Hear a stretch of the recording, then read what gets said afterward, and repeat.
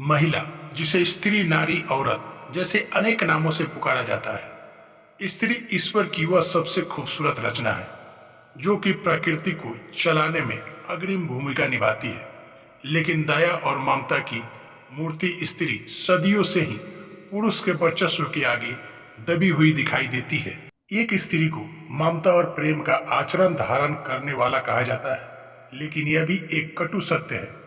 हमेशा पुरुषों के आगे एक स्त्री को भेदभाव, हिंसा, बुरा बर्ताव का सामना भी करना पड़ता है। हमारे समाज में महिला सशक्तिकरण के अनेक प्रयास भी किए जा रहे हैं, जो कि महिलाओं की वर्तमान स्थिति को सुधारने के लिए काफी महत्वपूर्ण है। एक पुरुष चाहे कितना भी तरक्की क्यों न कर ले, वह बिना नारी के अधूरा है। कोई भी राष्ट्र तब तक विकसित नहीं हो सकता जब तक उस देश की महिला विकसित ना हो। नारी वो है सुखों की सरिता जिसमें पुरुष प्रवाहित होकर अपने दुखों से पार पाते हैं। नारी में असीम शक्ति होता है, फिर भी उसे समाज में अबला ही समझा जाता है।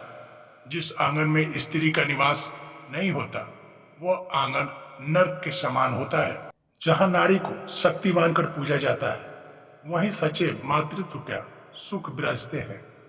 एक नारी ही कभी माँ, कभी बहन, कभी पत्नी तो कभी बेटी बनकर पुरुषों की सेवा करती है। आप अपने फर्ज से मुख मोड़ सकते हैं, लेकिन एक स्त्री अपने फर्ज को कभी अधूरा नहीं छोड़ती। भले ही एक स्त्री की आंखों में दुखों के लाखों आंसू क्यों ना हो, लेकिन कभी भी अपने आंचल में ममता को कम नहीं होने देती।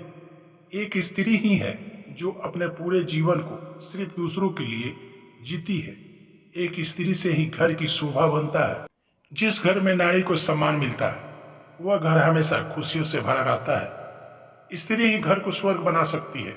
नारी का जीवन त्याग को ही दर्शाता है। एक स्त्री कभी अपने लिए नहीं जीती, वह दूसरों के सुख में ही अपना सुख का अनुभव करती है। यह भी सत्य है कि हर कोई एक स्त्री के रूप में अपनी बेटियों से सभी प्यार करते हैं, लेकिन दूसरों की बेटियों के लिए बहुत ही कम इज्जत करने वाले लोग मिलते हैं। एक महिला पुरुषों के मुकाबले कहीं अधिक समझती है।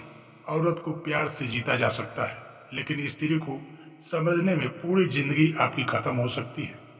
स्त्री का सम्मान करना हर इंसान का कर्तव्य होता है।